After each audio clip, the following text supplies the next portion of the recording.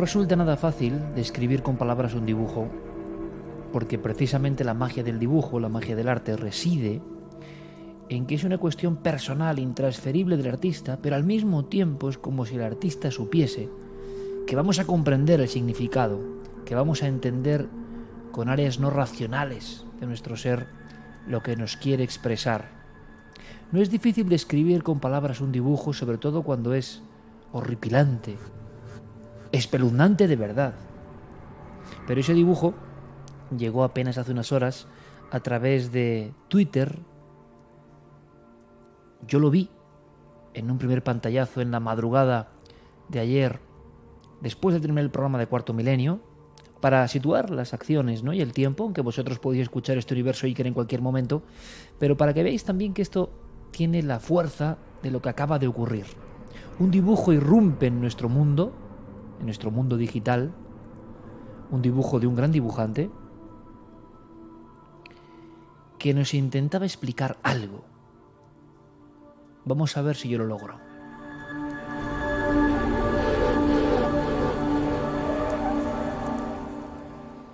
Veo una cabeza de un hombre bien peinado a raya, el pulcro peinado a raya a un lado, que parece casi prácticamente démodé, desfasado. Un peinado de un hombre, un cráneo como de los años 50. Un actor de una película. Un hombre cualquiera, de no ser porque bajo la frente amplia hay dos ojos pequeños, pero sin pupila. Y ahora mismo ese hombre, ese dibujo, con trazos llenos de fuerza, expresivos, de Pablo Ríos, que es el autor y protagonista de esta historia, que me hace divagar sobre el arte, la imagen, lo visual, el miedo, es coronado por una especie de nariz un poco aguileña y sobre todo una sonrisa. Es esa sonrisa que se puede imaginar. Esa sonrisa que desde luego no es amable. Esa sonrisa que cubre prácticamente todo el horizonte del rostro. Los labios están extendidos hasta la misma frontera de cada mejilla, enmarcando todo lo que es la mandíbula, y hay una hilera de dientes no muy grandes, arriba y abajo, pero todos están muy afilados. Pulcro peinado, a raya, ojos pequeños que te miran fijamente porque no hay pupila, por tanto están centrados en ti, ojos blancos, y la amplia sonrisa de fino labio y dientes afilados.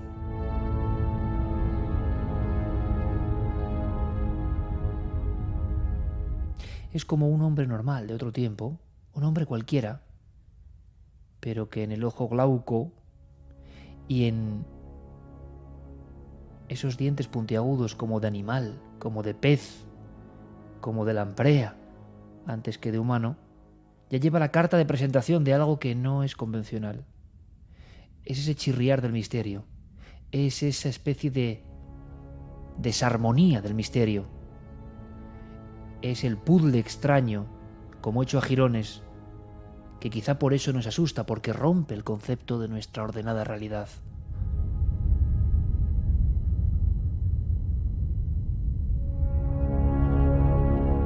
Y ese hombre tiene como un cuello vuelto y un traje negro, un traje que cubre todo su cuerpo, que nos parece como elástico. Yo, sinceramente, recordaría ese personaje que no deja de ser inquietante, un superhéroe de los Cuatro Fantásticos, el hombre elástico, ¿os acordáis?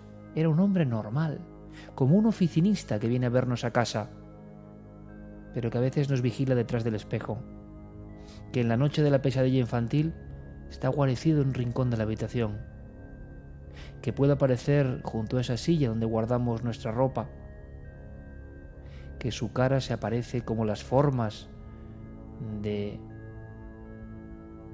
ropajes, sábanas, cosas colocadas aparentemente al azar, pero que en la noche de la pesadilla infantil van teniendo su propio argumento, su propia estructura.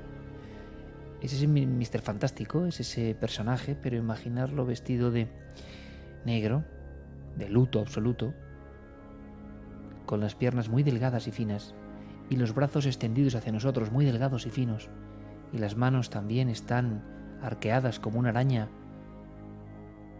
manos estrechas, huesudas, que intentan alcanzarnos. Yo sé que no es fácil lograrlo y que todo lo que he contado, en absoluto, tiene la fuerza del dibujo, blanco sobre negro. Todo el foco va al rostro, la sonrisa. ¿Por qué es una sonrisa? Como el ser daimónico, el del otro lado, lo innombrable, que se alegra mucho de vernos.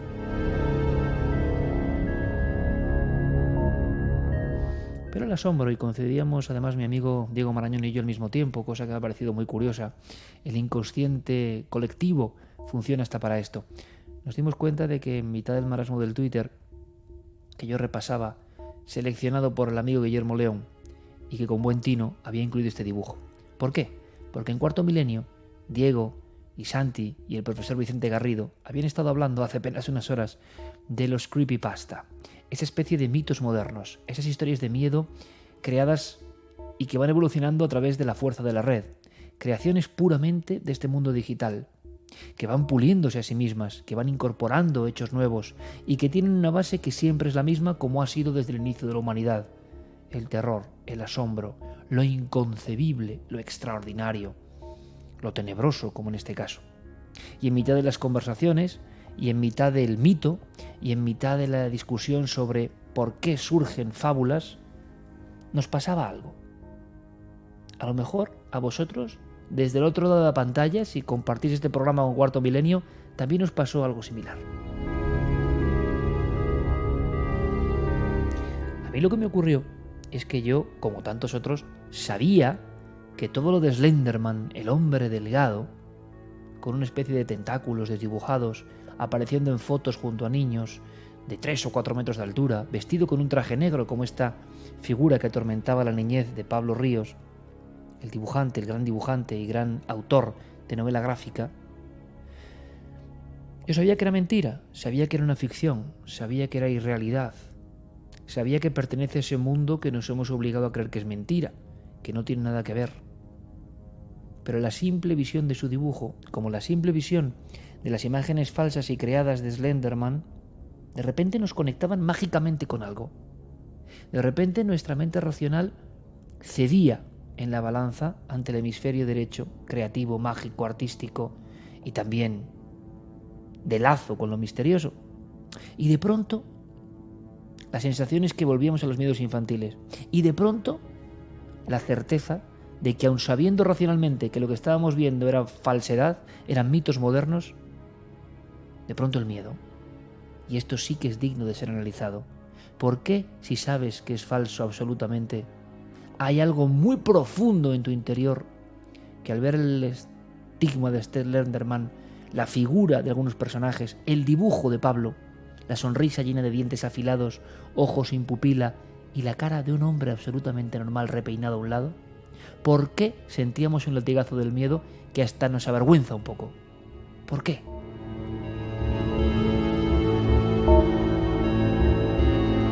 Ahí reside la gran clave del miedo y lo visual. Ahí reside el gran tesoro oculto que los artistas, los investigadores, los filósofos han buscado. ¿Por qué algunas imágenes repentinas huyen de la lógica, la serpentean, la esquivan y van a anidar a lo más profundo de nuestros temores? Da la impresión de que nuestros temores son como un océano. A veces inundan la costa de lo racional, lógico y coherente. Parafraseando al gran Patrick Harpur, es como volver a esa sensación de la infancia con algunas imágenes arquetípicas. Directamente nos catapultan ahí. No queríamos ir ahí. Y volvemos a ser el niño. Yo con 43 años vuelvo a ser el niño. Que ¿quién no ha sido ese niño alguna noche en la que hasta su propia habitación infantil es desconocida? Una noche como otra cualquiera, pero que resulta que no es cualquiera noche. Que algo está pasando, en nosotros o fuera de nosotros. Y resulta que las formas, y resulta que el entorno más cercano se vuelve hostil. Estamos hablando de la estructura profunda del inconsciente. Porque resulta que lo que yo sentía lo han sentido muchos. Resulta que cuando Pablo muestra su dibujo en Twitter diciendo yo de niño vi esto, otros muchos responden al instante, con dos elementos en su mochila del alma: el mismo miedo repentino, incómodo, vergonzante, que se ha despertado cuando no estaba en el guión de sus vidas. El informático, el empresario de éxito, el hombre que se busca la vida como puede, el camionero. ¿Ven el dibujo de Pablo? El hombre repeinado, con ojos pequeños, sin pupila, y la sonrisa de bienvenida llena de dientes afilados avanzando hacia él. Han sentido lo mismo, han conectado con lo mismo. ¿Habían sido visitados por lo mismo en algún momento? Como decía Harpur, lo plasmaba mucho mejor que yo. Hay algo familiar en estas figuras. En todas las culturas. Precisamente son muy interesantes en la cultura occidental. ¿Por qué? Porque es donde menos se tienen en cuenta. Donde han intentado ser exorcizadas, expulsadas con el martillo de la lógica. Pero cuando Pablo era niño, vio esta figura, la vio entre sueños, en el estado crepuscular, en ese mundo de no saber dónde estás. Si te has despertado de verdad en mitad de la noche, en la hora en la que nadie se puede despertar. Si te has despertado con un cerebro que está actuando a unas revoluciones desconocidas, generando sueños que siguen siendo un misterio, y tú has interrumpido y fragmentos de ese sueño o de ese mundo irreal que consideramos fantástico, para no preguntarnos muchas cosas, se ha quedado ahí enhebrado en una parte de la visión lógica. Es cuando, además de ver con los ojos, se ve a través de los ojos. Se ven otras cosas. Cuando ese mundo que nos han convencido que estaba muerto, inerte, se convierte en un mundo vivo, en un mundo latente, en un mundo con sensaciones. Cuando el niño, 7, 8 años, 5 años, en mitad de la noche, ve a un ser repeinado con dientes que le sonríe a través del espejo de su propia habitación, o asomado al armario, a la oscuridad, al umbral, y entonces, sin ser consciente el niño, está reproduciendo la misma historia de la humanidad. El animismo, ese mundo muerto de las cosas, resulta que no, que uno siente en lo más profundo de su alma de niño que tienen un latido propio, que ese mundo muerto que nos han desdibujado resulta que es inteligente, está alerta y algunas noches nos mira.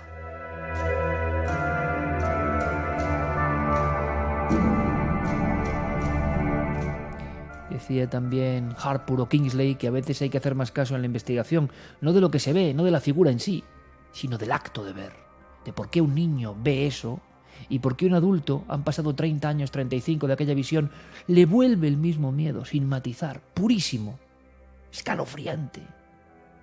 Como si aquellas visiones uno las ha encerrado en el ámbito del sueño, de la papelera de Windows personal, para no hacer caso. ¿Qué va a ser si no es un sueño?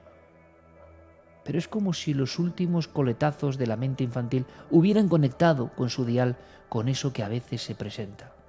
Porque aquí lo asombroso es que muchas personas sintieron el mismo miedo viendo las figuras de cosas que saben que son falsas, y el dibujo de Pablo, que pertenece a una realidad aparentemente artística, aunque recoge una visión que él tuvo, también sorprende de la misma forma, y el experimento es maravilloso. Él lo cuelga en su Twitter y de inmediato sus seguidores, los que siguen sus obras, dicen: por Dios, es que esto yo también lo vi de pequeño.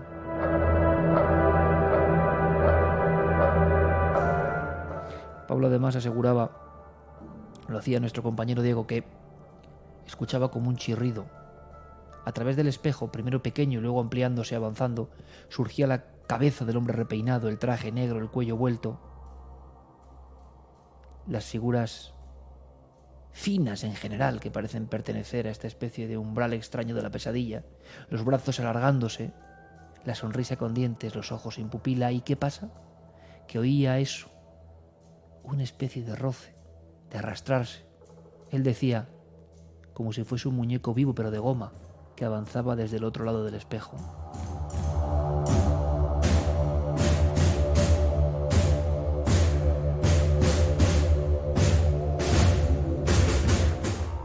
nosotros ponemos el dibujo de Pablo para entender la fuerza de lo deforme. La risa, cuando es maléfica, es una contradicción. Nada más amable que la risa, nada más afectivo que la risa, y sin embargo, cuando ésta está jalonada de dientes afilados y de una expresión sin mirada, o de mirada profunda, o de ver a través del otro, genera un cóctel terrible. En el fondo es lo importante. Estamos hablando, a través de un dibujo y de una experiencia que nos ha pasado con un programa de cosas, repito, falsas en lo lógico, es descubrir, desvelar que lo ilógico todavía tiene una gran presencia en nuestra vida. Sentir el escalofrío, aunque sea muy hondo, aunque enseguida lo rebajemos, aunque lo disolvamos como un sueño, aunque no queramos verlo, sentirlo aunque sea unos segundos, significa que no somos todos lógicos, racionales, ordenados y adultos que pensábamos, que late en nosotros un miedo atávico. Estamos hablando de los enigmas, de los dibujos que nos dan miedo, como emisarios, como si fueran epístolas gráficas de ese reino del inconsciente. Hablamos de la realidad que hay detrás de lo irreal. Sabemos que es irreal, pero ¿qué demonios importa? Si nos asusta, si nos atenaza, si nos hace pasar mal, la figura que va como vagando, arrastrándose, que parece única en su absurdez y que resulta que sondeando, de inmediato, como hoy se puede hacer a través de las redes sociales, nos damos cuenta de que otras personas, y no mintiendo, han visto lo mismo. Es absurdo y es vergonzante seguramente en lo lógico decir yo he visto eso, que es imposible, pero hay algo que puede a las barreras y a las ataduras de lo lógico, y es la verdad. Y es que muchas personas, por algún motivo que se nos escapa, soñaban con lo mismo, o veían en estados alterados de conciencia lo mismo, o en ese umbral entre el día y la noche, entre el sueño y la vigilia, en ese espacio un poco mágico, se les aparecía lo mismo. ¿Y eso no es un misterio digno de ser investigado?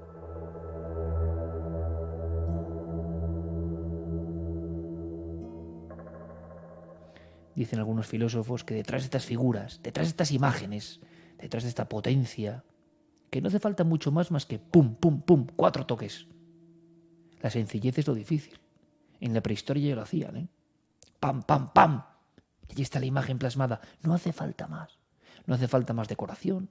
No hace falta más propiedades increíbles. A veces lo sencillo. El hombre normal, que por algunos rasgos no es normal, pero que es extrañamente familiar. Dicen que más que un problema a resolver o investigar, más que una cuestión de resolver un misterio, más de quizá explicacionismo, cuando nos pasa esto y somos adultos, y sigue pasándonos a veces de adultos, son los testimonios de encuentros con lo daimónico, con lo extraño, acudimos temblorosos al primer científico o al primero que tenga una respuesta, a ver si nos convence, a ver si nos olvida. Nuestro cerebro ha abierto el libreto por el lado equivocado. Nuestra área del inconsciente, que en algún lugar está, ha desempolvado páginas que seguían ahí. Y como decía Jung, del que un día hablaremos, resulta que las páginas no solo son nuestra historia personal. Resulta que en una parte del cerebro muy profunda no duermen todos nuestros miedos personales, sino que en esa caja, en esa página, en ese libro eterno, en ese archivo acásico dentro del cerebro, en el inconsciente profundo, podrían estar los miedos de toda la especie. ¿Os imagináis? El archivo de miedos de toda la especie, que los guarda en algún lugar del ADN. Los guarda y a veces un simple dibujo, una música, una escena, hacen que ¡pam! Salten de nuevo y nos sintamos incómodos. Porque, ¿verdad? Tenemos iPad y grabamos con un micrófono. No queremos volver a estar en las cavernas. Pero si algo nos dicen estos emisarios del miedo, de la expectación, de la sorpresa, de lo raro, es que no estamos tan lejos de las cavernas, que los mismos seres flotan sobre nuestra mente colectiva, que el océano de nuestros miedos, como decimos, es inmenso y fluctúa. No hay nada fijo y de vez en cuando surgen criaturas que creíamos olvidadas y no lo estaban, porque nos azoraron, nos vigilaron. Son elementos tomados de la imaginación Algunos suspirarán, menos mal que tenemos la imaginación, que tenemos la sugestión, que tenemos la fantasía y que tenemos la inmadurez mental del niño para explicarlo. Porque de no tenerlo tendríamos un serio problema, y es por qué muchas personas de diferentes condiciones, culturas, tiempos, han visto prácticamente lo mismo. Los miedos, lo absurdo, lo daimónico, esas criaturas entre aquí y allá, entre lo Dios y lo humano. ¿Por qué tienen esa familiaridad? Es de siempre.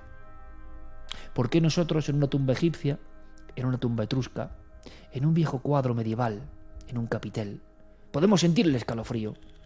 No solo por la escena, sino porque hemos sentido el azote de algo que debe estar muy dentro de nuestros genes. A lo mejor es el escalofrío de un antepasado lejanísimo. ¿Os imagináis?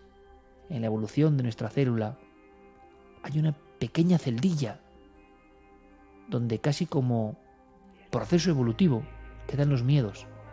Quizá para no olvidarnos, aunque lo hayamos olvidado, que compartimos la vida, la realidad, con un velo de criaturas irreales, oficialmente. Pero nuestro miedo nos induce a pensar que a lo mejor no son simples alucinaciones, que tampoco sabemos lo que son. A lo mejor todos estos van saltando de mundo en mundo, sueño, alucinación, visión, revelación, pesadilla, delirio, paranoia. Y si vemos los dibujos de los llamados locos profundos, ¿no veremos las mismas caras del artista sensible? El artista sensible y el loco encerrado en tiempos antiguos en el manicomio. Yo he visto esos dibujos, muchos. Hay algo familiar. ¿No será que el dial está conectando con capas que nos han empeñado a olvidar, que nos han obligado a cementar, y que en un simple programa de televisión que habla de mitos modernos, o en un simple o no tan simple dibujo de alguien que recuerda una pesadilla infantil, resulta que se abre la caja de Pandora?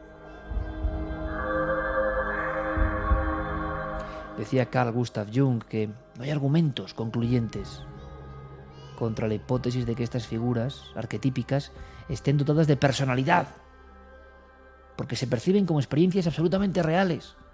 Cuando uno está viendo esto en la pesadilla, no está diciendo que es una pesadilla. Eso es otro elemento desestabilizador. Es como cuando yo vi un ovni, por ejemplo. Yo he visto miles de cosas. 999, por decir una barbaridad, sabía que tenía mis dudas, que no sabía lo que estaba viendo. Cuando lo vi, sabía que no había duda. Cuando Pablo en su habitación veía al hombre en el espejo, estoy seguro que tuvo esas dudas en un principio, pero porque había un gran material impuesto de lo que es lógico y lo que no. Nos enseñan en el colegio nuestros padres lo que es real y lo que no. Pero hay una parte de esa mente que no ha tenido poda sináptica todavía, que funciona a su manera, que está conectando con otros mundos reales, más allá de lo real, mundos prohibidos. Estoy seguro que Pablo,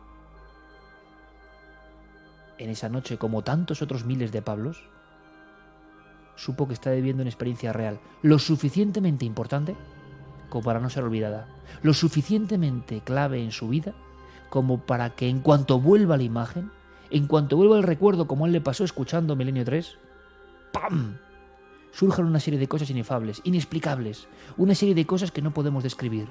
De pronto, un surtidor en nuestro interior que nos da una serie de informaciones que no son fácilmente traducibles. Es como un vértigo. Estamos entonces en la experiencia iniciática, sin duda alguna, del misterio.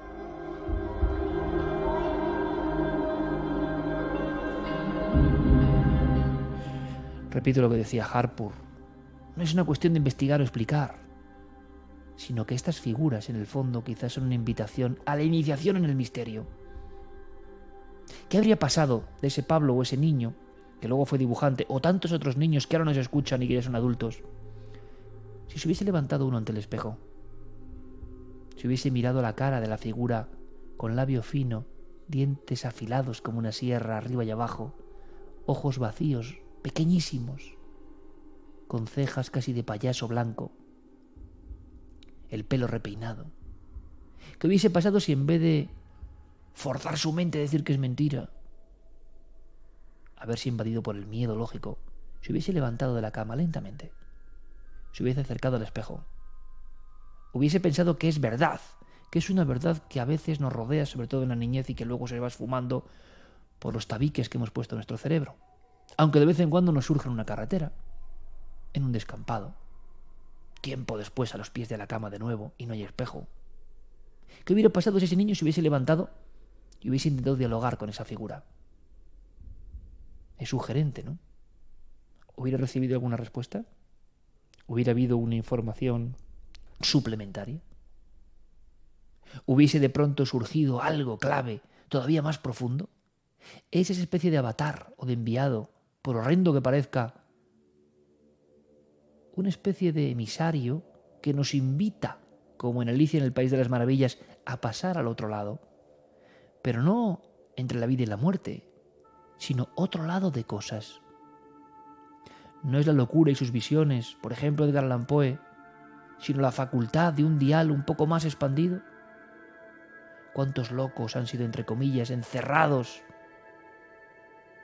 apartados del mundo? Claro, es normal. No se les podía entender. ¿Qué estaban contando? ¿No son estas criaturas las que pueblan esos mundos alterados?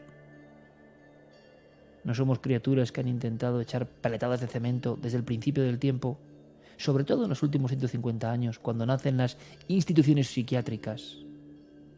Todos los que ven cosas raras, todos los que escuchan cosas raras,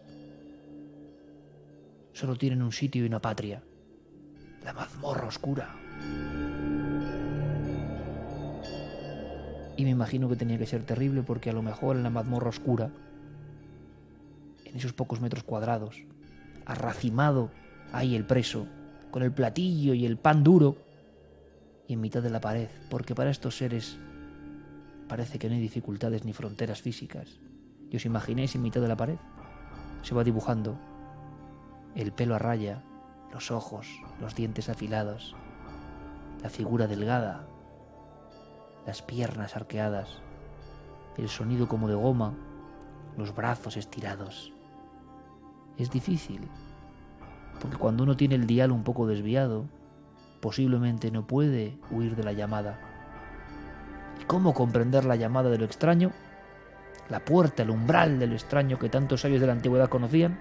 ¿Cómo es posible evitarlo si uno ha nacido con esa facultad?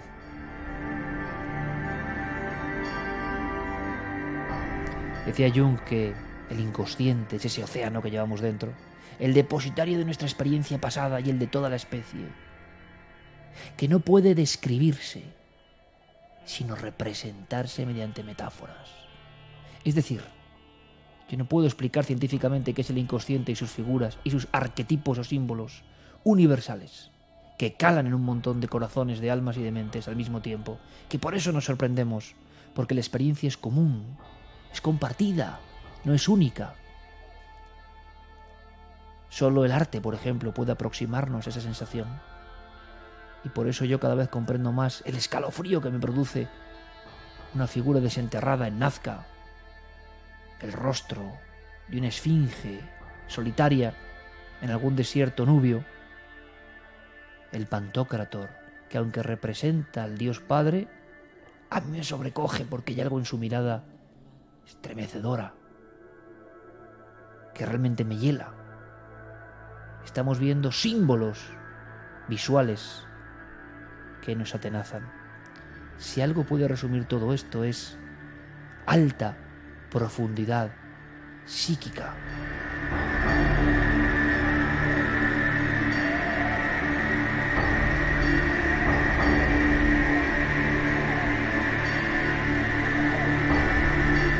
Nos han educado para ver un solo mundo y con unos solos ojos, para ver una dirección única.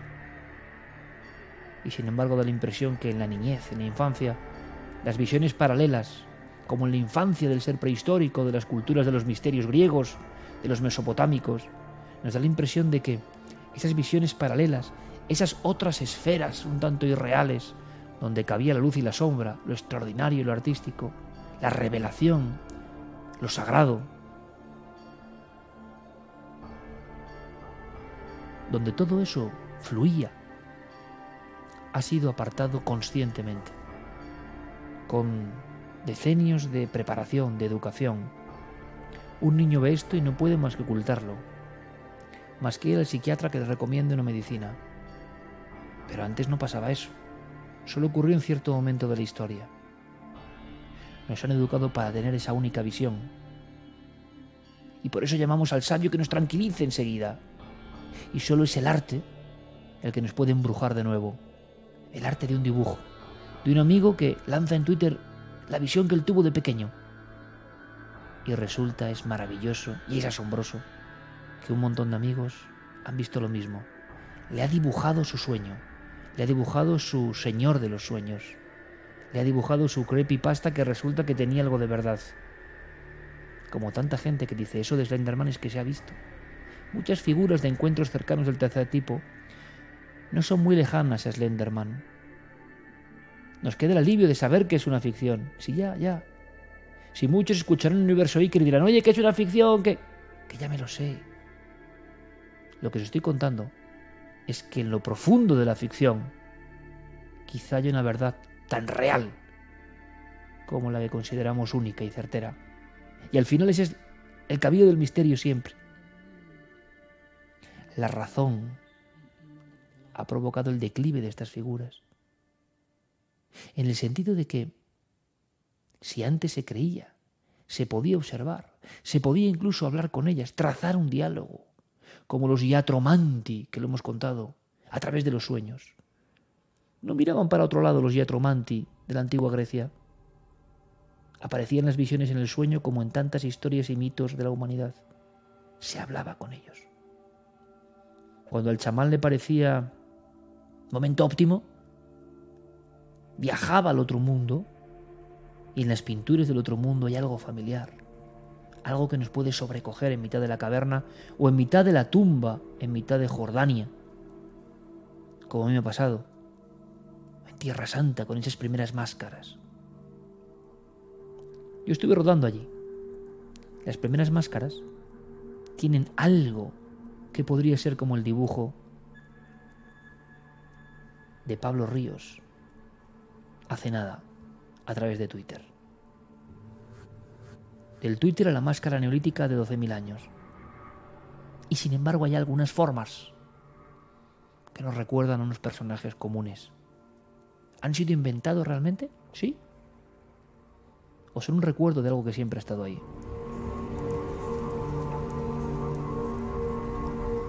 Son como una proyección hacia adelante. Son como la facultad o el egregor que dirían los antiguos de crear nuestros propios miedos, pero eso sigue siendo una teoría un poco roma, porque también uno tiene la sensación profunda de que el arquetipo, en cuanto lo ve, cala hondo. Los ilustradores, los dibujantes, los artistas de todas las épocas lo tenían muy claro. ¿Por qué nos sigue dando miedo alguna pintura de Goya? Hay algo que habla a lo profundo, no a lo convencional, no a la visión plana, habla a la otra visión, a la que hemos cegado, con 150 años de ilustración, que está muy bien para algunas cosas, pero que en esto nos ha dejado sin hilo de seguimiento, nos han castrado todo este camino. Lo curioso es que en lo más profundo de nosotros, como en lo más profundo de los cielos o de los mares, sigue habiendo lugar para el misterio, y el hombre lo sabe, el ser humano lo sabe, profundamente. Por eso nadie ha logrado arrasar por completo estas imágenes, estos miedos, estas sensaciones. Nada irrita más al sabio de turno, al que se cree sabio, claro, que la pervivencia de estas sensaciones, del miedo y lo visual, de estas figuras que, al igual que el misterio, tienen alta profundidad psíquica, que tienen un contenido muy hondo, que no es fácil de olvidar. ¿Por qué digo esto? Porque si uno ha visto esa cara de ese dibujo o cualquier otra visión que le recuerde a las que tuvo de niño, a los miedos de niño, al ser del bosque, le produce un efecto que no es lo mismo que ver una película de ficción. No es el mismo control de confort. No. De repente se ha presentado algo que nos ha asustado de verdad. Somos muy mayores ya para asustarnos. Nos sentimos un poco débiles porque hay áreas desconocidas, hay zonas erróneas, hay heridas no curadas dentro de nuestra alma. Qué curioso. Volvemos al niño animista y a la tribu animista, que es el niño del mundo, donde el árbol puede mirarte, donde uno no solo ve el mundo, sino el mundo le ve a él, que es una gran diferencia. Parte de los males de este mundo es creer que el hombre es medida de todas las cosas y que solo nosotros tenemos la visión respecto a lo demás. Antiguamente, durante milenios, el ser humano, ese añorado hombre paleolítico, esa mujer paleolítica, sabían que también eran observados por el mundo. ¡Ah! ¡Qué diferente visión!, ¿verdad? ¡Qué diferente visión está para lo moral! No soy dueño de toda la realidad. Mis ojos no son la única forma de acercarme a la realidad. Resulta que hay potencias y poderes que no controlo, seguramente mucho más fuertes que yo. Resulta que hay cosas como ese espíritu anima mundi, esa cosa que está en todo, que también me mira.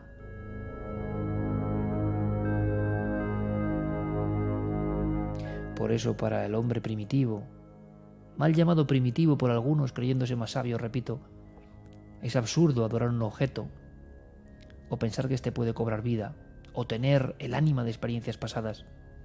El niño vuelve a eso sin ningún tipo de traición, sin ningún tipo de frontera mental. Y la bata colgada en la puerta de atrás, con sus formas, puede cobrar cierta vida en ese mundo del inconsciente, en ese océano en permanente oleaje. El inconsciente colectivo y sus llamadas de atención, el mundo de los símbolos o arquetipos que llaman a nuestra puerta. De nosotros depende dejarles entrar o no. No debe ser un juego sencillo, no debe ser fácil, porque nos hemos armado de tanta lógica, tanta coherencia, tanto mapa y guía de lo que es la realidad, que cuando llega algo, ¿sabéis lo que pasa? Esa cara de desconcierto que yo he visto tantas veces, que yo mismo he tenido.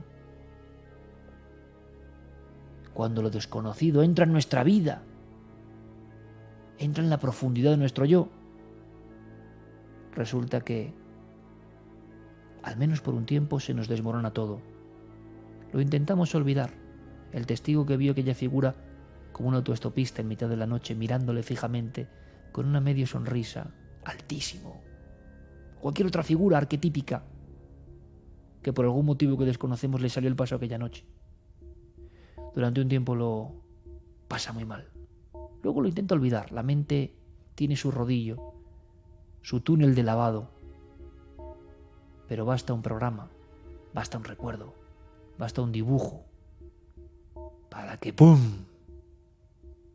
Dentro de ese individuo que vive el misterio se reproduzca la misma sensación, la misma angustia, la misma extrañeza. Eso sigue ahí latente, en algún lugar de nuestra celda del cerebro, en algún archivo. Hay bytes que nunca mueren, porque nos conectan con todo lo que hemos sido.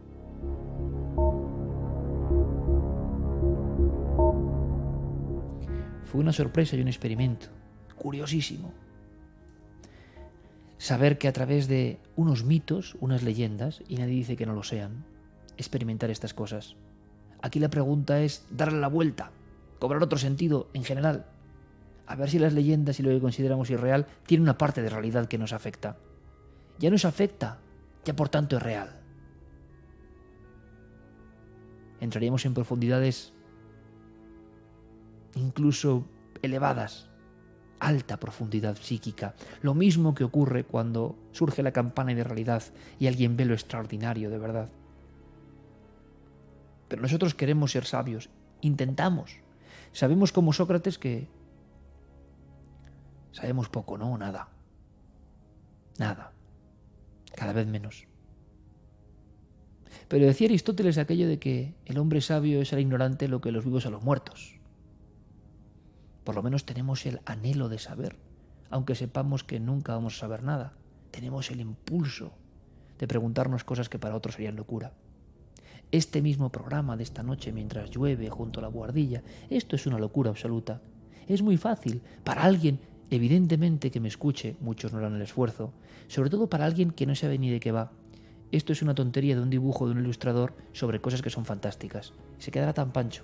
Evidentemente, esa lumbrera habrá leído mucho más que yo, tiene mucho más cultura que yo, sabe mucho más que yo, ha reflexionado más que yo, se ha preguntado más que yo. No tengo la menor duda. Por eso opina sin saber de qué hablamos. Pero os dais cuenta, es la misma diatriba, la misma cuestión. Nos enfrentamos a mundos en colisión permanentemente.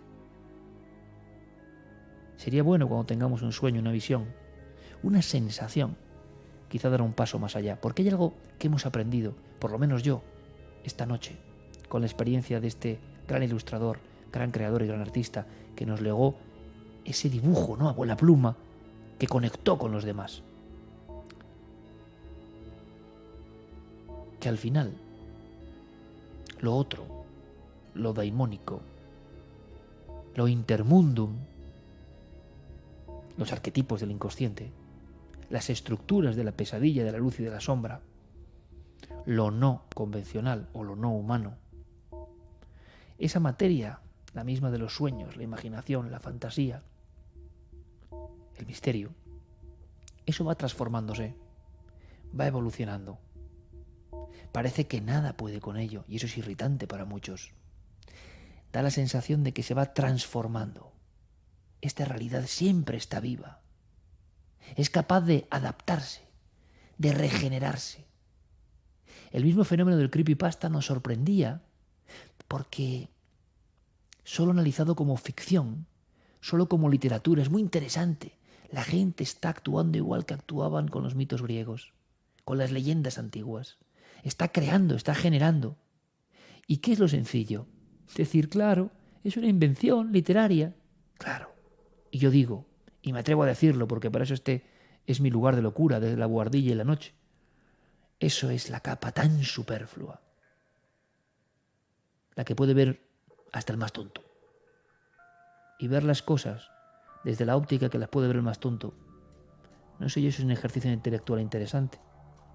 Yo lo que digo, dando un giro de tuerca, otra vuelta de tuerca, es que todo eso que creíamos leyenda y mito, a lo mejor es una condensación de fuerzas, potencias, inquietudes, realidades que intuimos como especie desde el principio del tiempo, que han ido cobrando forma, creyendo nosotros ser los escultores de esa forma, y sin embargo es la propia evolución vital de eso para no despegarse de nosotros, para que no les olvidemos, para que en chispazos muchas personas cambien su conciencia sabiendo que eso existe.